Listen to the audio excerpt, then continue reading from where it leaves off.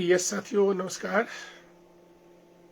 कार्यक्रम आज की बात आपके साथ में स्वागत। और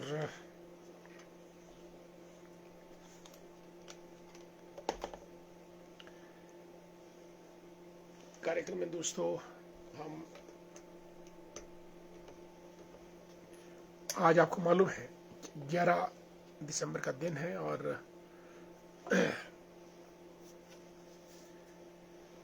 रोज की तरह आज भी हम आपसे बातचीत करेंगे। कार्यक्रम आज की बात आपके साथ में दोस्तों आज का जो दिन है वो अंतर्राष्ट्रीय लेवल पे माउंटेन्स डे के नाम पे मनाया जाता है। इंटरनेशनल माउंटेन्स डे, अंतर्राष्ट्रीय पहाड़ दिवस। और हिमाचल तो दोस्तों वैसे भी एक पहाड़ी प्रदेश है और हम लोग हिमालयन जोन में रहते हैं और इसलिए हिमाचल का माउंटेन्स की जो लगाव है वो अपने आप में एक बेहद दिलचस्प बन जाता है। तो आइए आज हम अंतर्राष्ट्रीय पर्वत दिवस यानी इंटरनेशनल मॉनेटरी डे सेलिब्रेट करते हैं। साथियों, पहाड़ एक ऐसी चीज है जो पूरे भारतवर्ष को पालती पोसती है। पहाड़ी श्रृंखला, पहाड़ ना होते तो नदियां ना होती और वृक्ष वन ना होते, यानी जल और ऑक्सीजन दो चीजें ये हमको पर्वतों से मिलती है। पर्वत पर पेड़ उगते हैं और पर्वतों से ही दोस्तों नदियां नाले निकलते हैं और यही हमारे लिए पानी का स्रोत बनते हैं।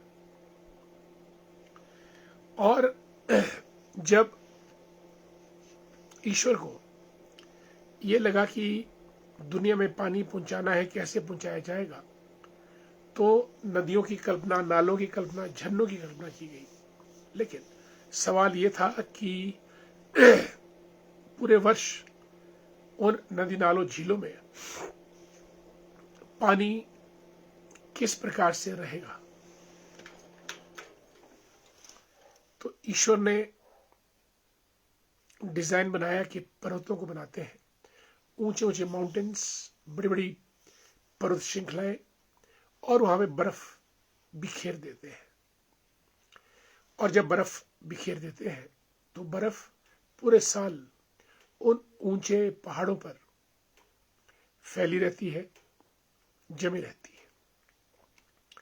और फिर भगवान या ईश्वर ग्रीष्मकालीन ऋतु लेके आते हैं और गर्मियों के मौसम में वो बर्फ पिघलती है और पानी बनकर झरनों में, नदियों में, नालों में प्रकट हो जाती है और फिर नदियां बहती हुई अपने साथ फैल जाती हैं पूरे क्षेत्र में। गंगा, जमुना, सरस्वती तो सूख गई है, चनाब, झेलम, और फिर दक्षिण भारत में कृष्णा, कावेरी, गोदावरी आदि नदियां जो मातृ रूप है पहाड़ों से ही निकली है। चाहे विंध्याचल से निकली, चाहे सह्याद्री से निकली, चाहे हिमालय पर्वत से निकली। इसलिए पर्वत में पर्वतराज हिमालय, और श्री कृष्ण ने भी अपने आप को पर्वतों में पर्वत राज हिमालय की संज्ञा दी थी। इसलिए दोस्तों आइए आज अंतर्राष्ट्रीय पहाड़ दिवस पर हम लोग ये संकल्प लें कि पहाड़ों को बचाना अपने जीवन को बचाने के समान है। क्योंकि पहाड़ बचेंगे तो पेड़ बचेंगे और पेड़ बचेंगे तो ऑक्सीजन हमको मिलेगी, प्राणवायु। और अगर पहाड़ बचेंगे दोस्तों तो नदियों में आने वाला पानी भी हमारे लिए बचेगा। यानी अगर हम ये कहें कि हमारा जीवन का पूरा आधार पर्वत है तो अतिशयोक्ति नहीं होगी। मैदानों में जितनी भी नदियां बहती हैं वो नदियां सब की सब निकलती हैं पर्वतों से, पहाड़ों से। और पहाड़ों को हमने आजकल डेवलपमेंट के नाम पे, विकास के नाम पे छलनी कर दिया है। जगह जगह सुरंगें बनाई जा रही हैं, जगह जगह नदियों पे बांध बनाए जा रहे हैं, और जगह जगह पहाड़ों पर जो है वो नेशनल हाईवेज, 4 लेन्स बनाए जा रहे हैं। पहाड़ों का कटाव अपने विकास के लिए अंधाधुंध किया जा रहा है। और हिमाचल में तो मकान भी पहाड़ों को काटकर उस पर एक डंगा दे दिया जाता है, फिर मकान बनते हैं। कहने का मतलब पहाड़ों से सबसे बड़ा अन्याय पहाड़ी लोगों ने ही किया है। और दोस्तों, आने वाले समय में ये कोई अतिशयोक्ति नहीं होगी कि हमारा जीवन मुश्किल में पड़ जाए। आप देख रहे हैं कि बरसात में हिमाचल में खास तौर से पिछले 3-4 सालों से कितना भयंकर नुकसान हो रहा है। पहाड़ों में ब्लास्टिंग्स, टनलिंग, डैम्स, हाईवेज, डिफॉरेस्टेशन, पेड़ों का कटना, नदी में पानी कम हो चुका है, टेम्परेचर बढ़ रहा है, वायु प्रदूषित, लैंडस्लाइड्स। और इस बार तो जंजैली, चंबा, कुल्लू एरिया में इतना नुकसान हुआ दोस्तों बरसात में, जिसकी भरपाई नहीं की जा सकती। क्योंकि जब पर्वत हिलता है तो पूरा क्षेत्र हिलता है। इसलिए आज जो संयुक्त राष्ट्र संघ के द्वारा अंतर्राष्ट्रीय पर्वत दिवस यानी इंटरनेशनल माउंटेन्स डे का जो सेलिब्रेट करने का उद्घोष किया है, आइए हम अपने पहाड़ों को, पर्वतों को बचाएं और आने वाली पीढ़ी के लिए एक ऐसा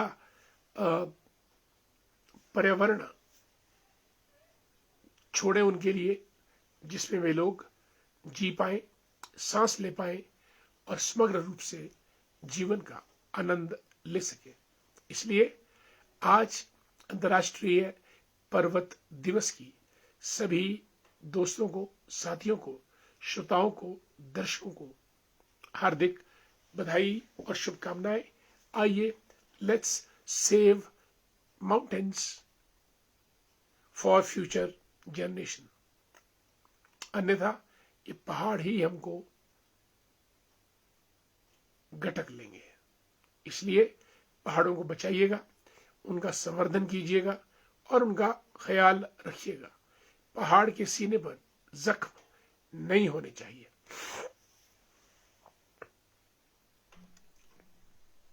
दोस्तों, ये तो हमारा आज अंतर्राष्ट्रीय पर्वत दिवस।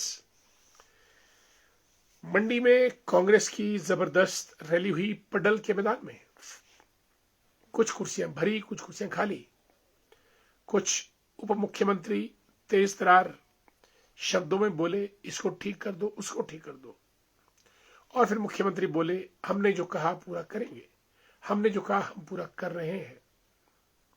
और उधर विपक्ष के नेता जयराम ठाकुर जी ने कहा कि खोदा पहाड़ निकली चूहिया, यानी आरोप प्रत्यारोप की झड़ी दोनों पक्षों से लगी। और अब जहां 3 वर्ष पूरे हुए थे कांग्रेस के और मंडी के पडल मैदान में कार्यक्रम हुआ था, कल भारतीय जनता पार्टी के राष्ट्रीय अध्यक्ष माननीय जगत प्रकाश नड्डा जी शिमला पधारे हैं और परसों पीटरहॉफ में जनसभा को संबोधित करेंगे माननीय जगत प्रकाश नड्डा जी। क्योंकि उसी दिन भारतीय जनता पार्टी के प्रदेश कार्यालय का शिलान्यास टूटू में उनके करकमलों के द्वारा किया जाएगा। दोस्तों, 5-6 बीघे में बनने वाला ये प्रदेश कार्यालय अत्याधुनिक सुविधाओं से सुसज्जित होगा। विचार है कि हेलीपैड भी बनेगा, पार्किंग की समुचित व्यवस्था, यानी भारतीय जनता पार्टी का जो कार्यालय है जहां से पूरा प्रदेश चलेगा, अब वो शिमला ग्रामीण के टूटू से थोड़ा आगे और जुबलिटी रोड पे बनने जा रहा है, जिसकी आधारशिला माननीय जगत प्रकाश नड्डा जी रखेंगे। आगे बढ़ते हैं। कमलेश मेहता जी, सनी गर्ग जी को नमस्कार, गुड इवनिंग, जय श्री राम। सनी गर्ग जी करसोग से हैं और किन्नौर से मानिक जी हमारे मित्र, very good evening. Yashpal Thakur ji Shikrodi Sunni से, बुबराम वर्मा जी भी कार्यक्रम में पधार चुके हैं, और मनोज ठाकुर जी सरकाघाट संधोल से, कपिल देव शर्मा जी को नमस्कार। आदरणीय सुरेश शर्मा जी भी कार्यक्रम में पहुंच चुके हैं, आपका बहुत बहुत अभिनंदन और स्वागत।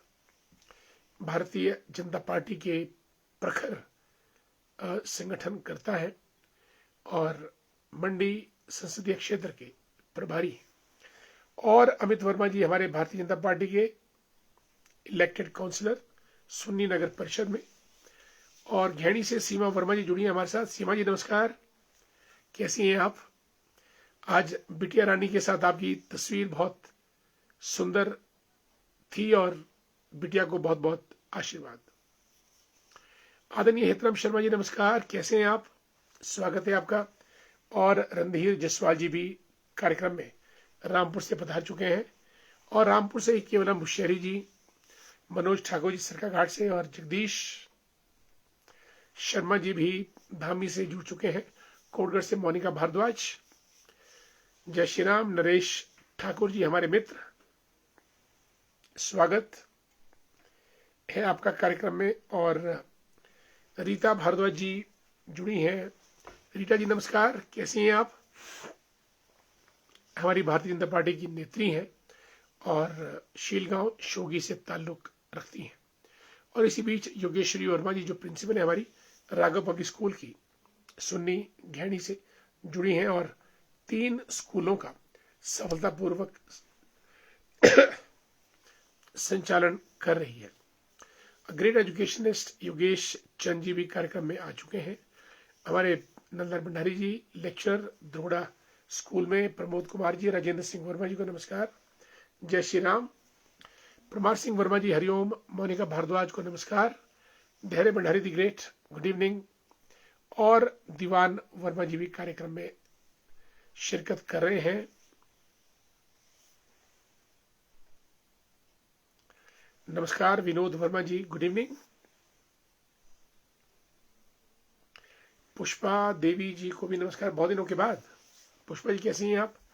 Anita Sharma ji good evening. जगदीश शर्मा जी लिखते हैं कि रैली में खाली नौटंकी, 2027 में बीजेपी और आप एमएलए शिमला ग्रामीण। ईश्वर करे कुछ ऐसा योजना दीजिए।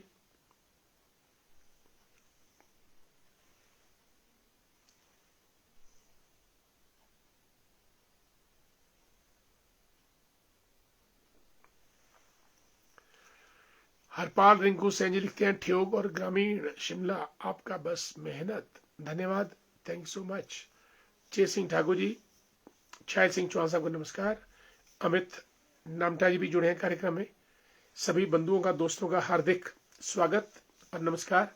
सत्य प्रकाश वर्मा जी को भी नमस्कार, और सीपी शर्मा जी भारद्वाज जी नमस्कार। रिमझिम बारिश की बूंदों की बौछार हो और पत्थरों पे फूलों की बहार हो, वाह, तूफानों से भरी राहों में चट्टानों सी मजबूती हो, कामयाबी मिले ऐसे जैसे आकाश संग धरती हो। सीपी शर्मा जी को नमस्कार, धामी से जुड़े हैं। बहुत खूबसूरत पंक्तियां लिख के भेजिए सीपी शर्मा जी, आपका बहुत बहुत धन्यवाद। लेखराम वर्मा जी हमारे मित्र, राष्ट्रीय स्वयंसेवक संघ के स्वयंसेवक हैं। जय सिंह ठाकुर जी गुड इवनिंग। बलबीर सिंह जी हमारे पूर्व बीडीसी मेंबर रह चुके हैं सुन्नी मशहूर से। Roshan Verma ji good evening. Neetu the great how are you. Ankit Sharma ji को राधे राधे। दोस्तों, रैलीज पे जोर था और अगर हम आज भारत की बात करें तो भारत इस वक्त अपने आर्थिक प्रगति के लिए खबरों में है। 8.2% की जीडीपी ग्रोथ, बहुत बढ़िया।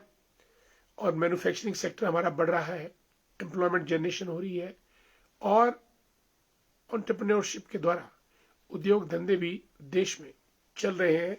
और अगर भारत को दोस्तों विकसित भारत 2047 का सपना पूरा करना है तो भारत को द्रुत गति से इससे भी ज्यादा यानी डबल डिजिट ग्रोथ 10 to 11% अगले 20-25 सालों तक रखनी होगी, तभी भारत विकसित भारत बन सकता है। हमारे संबंध अमेरिका से भी ठीक है, लेकिन रशिया से ज्यादा टिकाऊ और विश्वसनीय रिश्ता भारत का है। इसलिए रशिया पे हम आंख मूंद कर विश्वास कर सकते हैं, जबकि अमेरिका में जब से डोनाल्ड ट्रंप आए हैं तब से विश्वास नहीं रहता कि आज क्या कहेंगे और कल क्या कहेंगे। अंकित शर्मा जी राधे राधे और उषा शर्मा जी भी कार्यक्रम में शामिल हो चुकी हैं। गुड इवनिंग दोस्तों, हमारा ये कार्यक्रम हर रोज रात्रि 8 बजे आपकी सेवा में प्रस्तुत किया जाता है 9 बजे, और 9 से तकरीबन 9:30 बजे यानी आधा घंटा हम आपसे बातचीत करते हैं।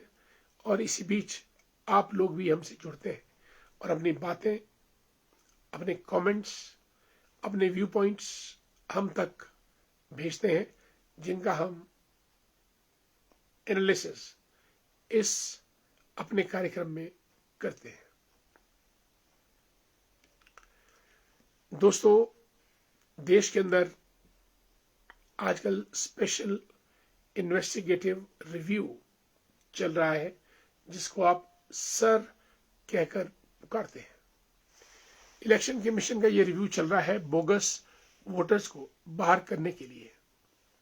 और इलेक्शन कमीशन ऑफ इंडिया ये काम 2-3 तरीके से कर सकता है। नंबर 1, जिनकी मृत्यु हो चुकी है लेकिन उनका नाम अब भी मतदाता सूचियों में है, ऐसे नाम को इस स्पेशल इन्वेस्टिगेटिव रिव्यू में बाहर कर दिया जाता है। नंबर 2, जिसका नाम 2 स्थानों पर मतदाता सूची में हो, उनका नाम भी एक जगह से डिलीट कर दिया जाता है। तीसरी कैटेगरी दोस्तों उन लोगों की है जो अपना पता ढंग से सर्टिफाई नहीं कर पाते हैं, यानी उनके पास प्रूफ के लिए कोई मजबूत गवर्नमेंट डॉक्यूमेंट नहीं है। इसलिए वहां पर भी हम स्पेशल इन्वेस्टिगेटिव रिव्यू के तहत नाम को मतदाता सूची से निकाल दिया जाएगा। चौथा, जहां इलीगल घुसपैठिए घुस गए हो, खासतौर से हमारे बॉर्डर एरियाज में, और वो अपना आधार कार्ड बना देते हैं, मतदान कार्ड बना देते हैं, और फिर आप उनको मतदान करने से रोक नहीं पाते हैं। इस किस्म के लोग भी जो इनफिल्ट्रेटर्स या इंट्रूडर्स हैं किसी और देश से भारत में आने पर।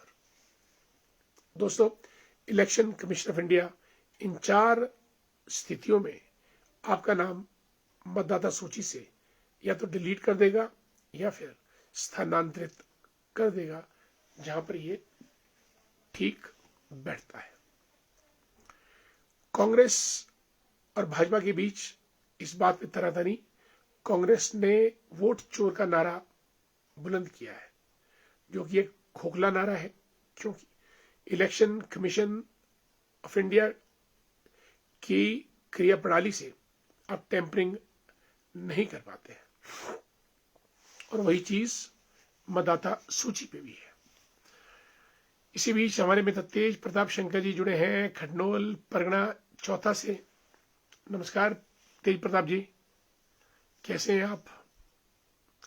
आपका स्वागत कार्यक्रम में। और भूपेंद्र वर्मा जी जय संघर्ष, कैसे हैं आप? बॉबी दी ग्रेट, चुनला ठाकुर जी कोटगढ़ से जुड़े हैं। सतीश शर्मा जी फागला की सुंदर वादियों से, शिमला ग्रामीण से। दोस्तों और जय श्री राम सतीश जी, आपको भी नमस्कार भी और जय श्री राम भी। साथियों, सर्दी का मौसम, आज 11 दिसंबर का दिन। सर्दी की धमक और धौंस धीरे धीरे बढ़ती जाएगी और फिर बर्फ भी आएगी, लोग भी आएंगे, खूब जश्न मनाएंगे। बागवानों के लिए बगीचों में जो बर्फ है ये सोने की तरह काम करती है और आने वाले समय के लिए पीने का पानी स्टोर करने का काम भी करती है। जो भी हो, कुदरत के करिश्मे निराले, भगवान की लीला निराली। कहा पानी दिया तो कहीं बर्फ दी, कहीं पहाड़ दिया तो कहीं मैदान दिया, लेकिन यहां जो कुछ भी दिया हर एक का अपना एक मतलब है, रेलेवेंस है और उसकी एक प्रासंगिकता रहती ही है। साथियों,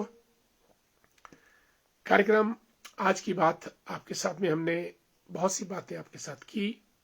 वक्त कार्यक्रम समाप्त करने का हो चला है।